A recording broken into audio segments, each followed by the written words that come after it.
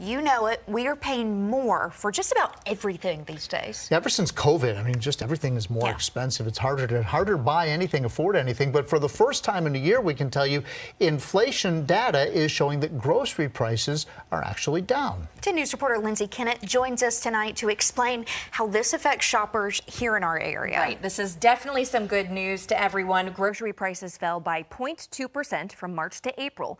Even though the spike in food prices is slowing, I talked with shoppers who say their dollar doesn't go far. They're definitely a lot more than I remember them being. Prices aren't going down, so feeling the effects of that for sure. Nowadays, a trip to the grocery store can cost hundreds, and you're likely leaving with less. Come out with less stuff, make more choices, might take a little bit longer, put something back on the shelf, think about it a little bit more. So just more selective in what I'm actually buying.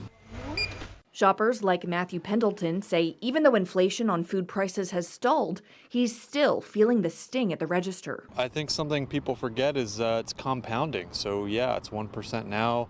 It was 2% before then, but over time it builds and builds and builds. According to the latest Consumer Price Index released Wednesday, food prices are up 2.2% from last year. But they dropped 0.2% from March to April. Caitlin Bigman says it's getting harder to feed her family. I have 2 kids now, so feeding them is really did a toll on our budget.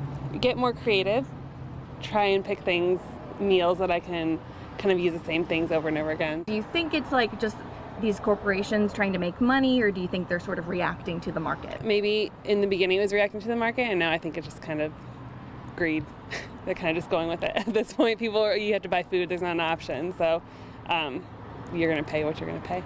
I asked Kroger how the company sets prices and got a statement that reads in part, "Our pricing strategy considers various factors such as competitive activity and customer preferences. This approach allows us to adapt to the unique dynamics of each market, remain sustainable, and offer pricing that is both fair and competitive."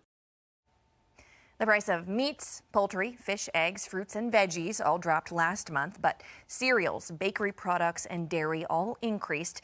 Now, get this, guys, this is a hard number to swallow, but the cost of dining out is also up 26% since before the pandemic, which of course has many Americans trying to cook more at home. Yeah, it does. You know, it's funny, you go grocery shopping or even out to eat, and you get the bill, and it's like, what did I buy? Right. Yeah. It's a shock for everybody. There must be some diamonds in the food somewhere. Right, right. Even like drive-through. I mean, you just go through the fast food place. You can't. What is? I just had a normal burger combo. Yeah. So, is there anything that's down, like year over year? Right, year over year, dairy and those related products are down, but that's it when it comes to the main staples that people buy.